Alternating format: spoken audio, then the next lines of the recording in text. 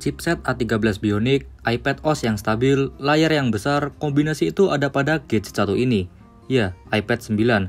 iPad generasi ke-9 ini memang dikhususkan bagi kalian yang siap produktif tanpa mengurangi kendala atau mengurangi performa yang berarti. Oh ya, di sini iPad 9 sudah bisa dikoneksikan dengan stick DualShock 4 atau DS4. Yang dimana hal ini tentunya dapat menambah user experience kita dalam bermain game yang lebih menyenangkan tentunya. Dengan menggunakan koneksi Bluetooth, iPad dan DS4 ini siap untuk tempur. iPad 9 selain untuk produktivitas, iPad ini juga nyaman apabila digunakan untuk ngegame. Bagaimana performanya? Mari kita bahas dan ulas secara ringkas.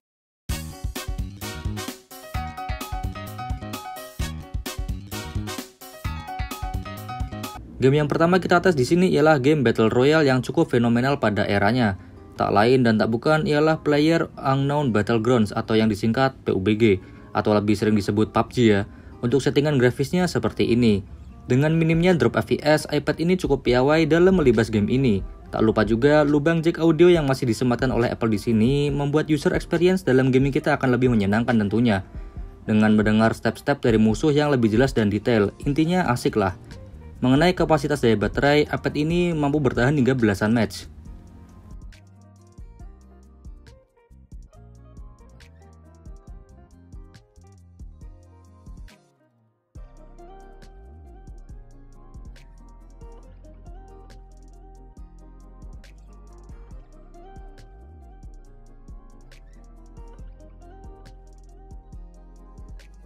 Berlanjut ke game yang kedua, yakni Genshin Impact. Dengan settingan grafis yang lumayan tinggi, iPad ini masih mampu bertahan dan berjalan cukup smooth. Di sini kita coba setting rata tengah. Namun apabila di set rata kanan, di beberapa skin game yang ramai atau pada saat kompetitif ya, iPad ini mengalami drop FPS. Namun tidak terlalu parah kok, masih bisa playable dengan nyaman. Untuk daya baterai, iPad ini bila bermain Genshin Impact selama 20 menit, menghabiskan baterai beberapa persen. Kisaran ya 12 hingga 17% lah. Ya namanya juga game yang dengan grafis tinggi, dimaklumi lah. Namun akan lebih irit juga sepertinya apabila kita men-setting grafisnya rata tengah saja.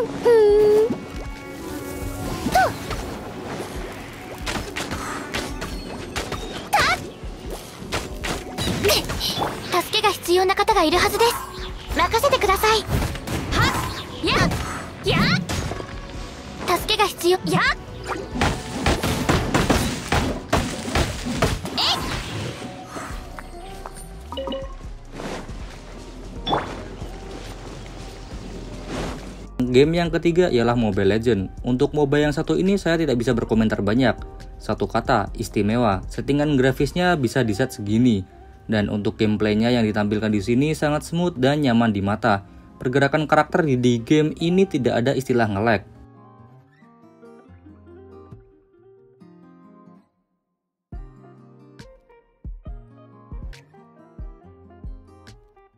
Game yang keempat ialah Oceanhorn 2. Untuk game yang satu ini kalian harus berlangganan Apple Arcade ya, yakni dengan merogoh kocek 69.000 per bulan. Dan apabila kalian membeli iPad baru Grace buka plastik, kalian dapat promo gratis layanan Apple Arcade selama 3 bulan. Sekedar info saja sih. Kembali ke game, untuk gameplaynya ini mirip-mirip Zelda Breath of the Wild. Bahkan banyak orang yang bilang ini Zelda Breath of the Wild versi Apple. Dan untuk gameplaynya pun cukup enak. Feel mainnya lebih mantap, ditambah dengan teka-teki yang setiap stage-nya pun membuat game ini cukup nagih. Beneran dah, background musiknya pun juga termasuk enak didengar. Kalem-kalem gimana gitu, dipadukan dengan stick controller, bro, game ini gak ada obat, siap mengisi waktu santai kalian.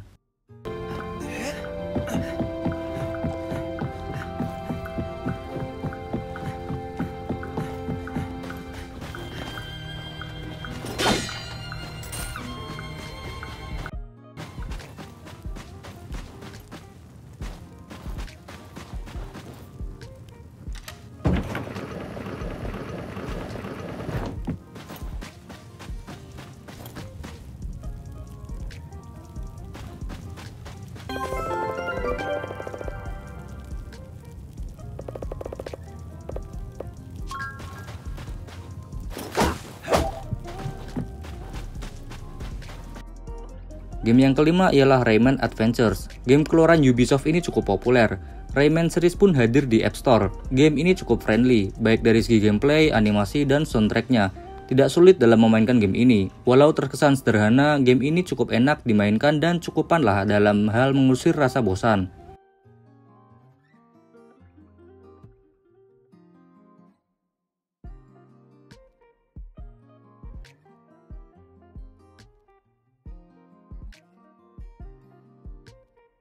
Game yang keenam ialah Honkai Impact 3. Game yang satu universe dengan Genshin tadi, gameplaynya enak dan grafisnya yang cukup bagus disuguhkan dalam game ini. Oh ya, menurut saya sih game ini lebih nyaman atau cukup nyaman dimainkan apabila menggunakan stick controller.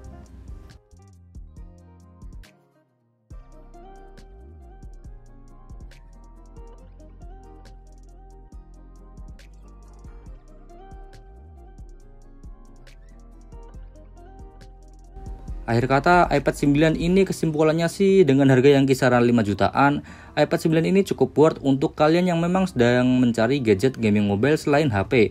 Baterai yang besar, layar yang lebih luas, bisa koneksi dengan stick controller, semua itu ada dalam gadget tipis ini. Namun agar kalian lebih nyaman, saya sarankan untuk ambil varian memori yang 256GB. Karena unit yang diulas di sini merupakan varian 64GB. Ya cukup aja sih 64GB, namun kalau ada yang lebih lega kenapa tidak? Itulah tadi sekilas pembahasan ringan mengenai gaming di iPad 9 ini. Semoga video ini dapat dijadikan referensi bagi kalian dalam menggunakan iPad 9 ini atau kalian yang mau membelinya. Dan baiklah, sekian dari saya soal gaming test di iPad 9 ini. Dan tetaplah ingat, setiap ada kelebihan tetap ada kekurangan, setiap ada kekurangan pastinya ada kelebihan. Share apabila kalian berkenan, like apabila kalian suka, komentar untuk berikan saran, dan subscribe agar tidak ketinggalan. Salam hangat dari saya, sayonara.